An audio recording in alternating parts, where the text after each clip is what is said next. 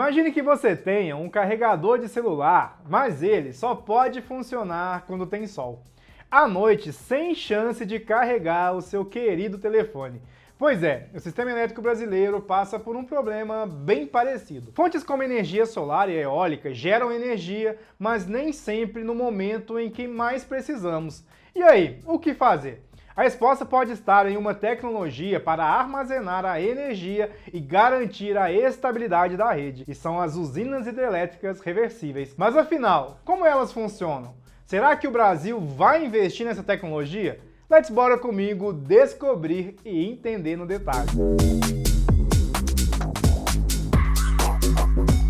A matriz elétrica brasileira sempre foi dominada pela geração hidrelétrica, que por décadas foi a principal fonte de energia do país. Porém, nos últimos anos isso começou a mudar. Com a expansão de fontes renováveis como a solar e eólica, a matriz ficou mais diversificada, mas ao mesmo tempo trouxe um novo desafio para o sistema elétrico brasileiro. Essas fontes, elas não geram energia o tempo todo. Então, quando o sol se põe e o vento para, de onde vem a energia? E o grande BO é que o sol se põe exatamente quando a demanda por eletricidade ela começa a crescer. O famoso horário de ponta ou horário de pico, no início da noite, final da tarde. Sem energia solar, nesse momento, o sistema precisa recorrer a outras fontes para suprir a demanda, ou seja, entregar a potência necessária naquele momento. E é aí que a coisa fica um pouquinho complicada. Se não tivermos uma solução eficiente de armazenamento, a rede elétrica pode enfrentar instabilidade. Ainda mais que a demanda por energia vem crescendo bastante nos últimos anos. E a tendência é que cresça ainda mais. E é aqui que entra as usinas hidrelétricas reversíveis, ou UHR. Uma solução que poderia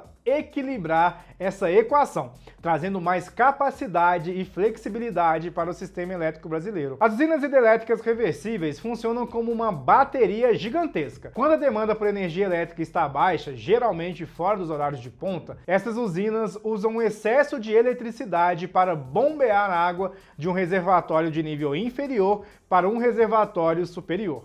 Nesse momento, a usina está consumindo energia.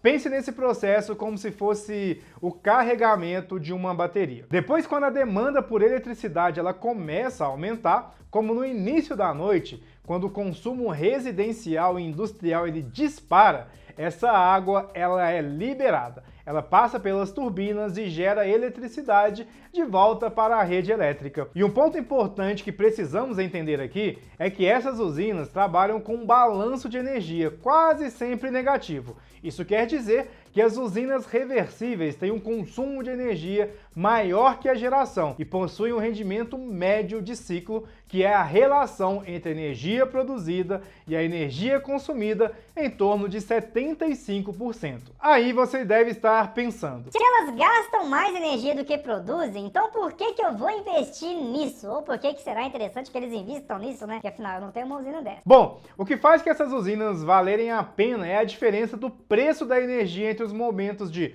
bombeamento e a geração. Quanto maior essa diferença, mais eficiente e rentável será a operação.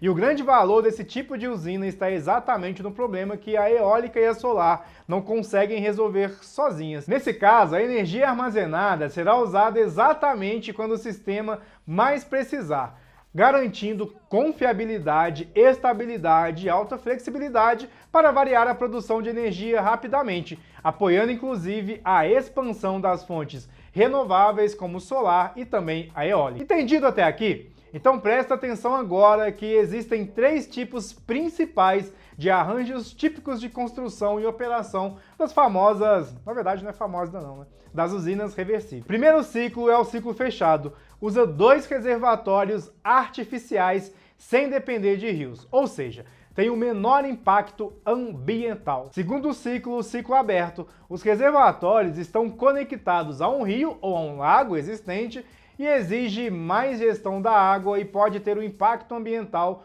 muito maior. O terceiro ciclo é o ciclo semiaberto.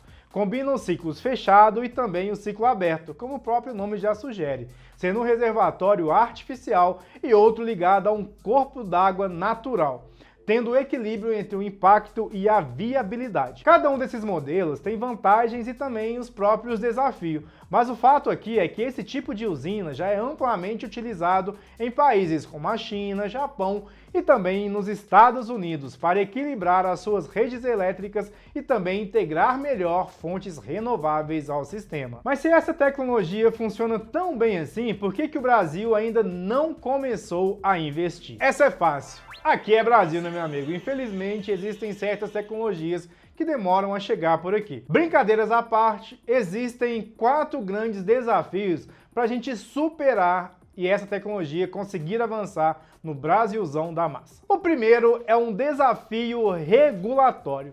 Apesar de existir um avanço nesse sentido, inclusive com consultas públicas na ANEEL, a legislação brasileira ainda não tem regras para as usinas reversíveis. Mas isso aí eu acho que deve ser mais fácil de gerir. O segundo desafio é o econômico mesmo. Construir uma usina reversível exige um investimento grande, mas que pode ser compensado pela criação de mecanismos específicos de remuneração. O terceiro desafio é o desafio técnico. Escolher o lugar certo para instalar essa usina não é tão simples assim. Algumas regiões do Brasil já foram mapeadas e têm um potencial enorme para fazê-la, mas ainda não há projetos em andamento. Infelizmente. Quarto desafio é o desafio socioambiental. Assim como as usinas hidrelétricas tradicionais, uma usina hidrelétrica reversível pode gerar impactos ambientais, mas há formas de reduzir isso, como priorizar usinas de ciclo fechado. Isso é muito bacana mesmo. Ou seja, o que podemos ver é que o Brasil tem um grande potencial, tem a necessidade, mas até agora nada saiu do papel. Seguimos sem nenhuma usina reversível em operação. A boa notícia é que alguns avanços já estão começando. E estudos recentes da empresa de pesquisa energética apontam que o Brasil tem vários locais viáveis para a implementação dessa tecnologia. Inclusive, foi a base que eu tirei para produzir esse conteúdo. A pergunta que fica agora é: quando o Brasil vai começar a investir de verdade nessa tecnologia? Será que isso vai sair de um estudo e virar realidade? Eu acredito fortemente que sim. Deixa aqui agora a sua opinião nos comentários, que é muito importante para mim. Ah, e se você quer entender outra solução que pode impactar o setor de energia no Brasil, assista agora esse vídeo sobre o mercado de carbono e como ele pode mudar o seu negócio. Um forte abraço e fique agora com a Bárbara Rubi.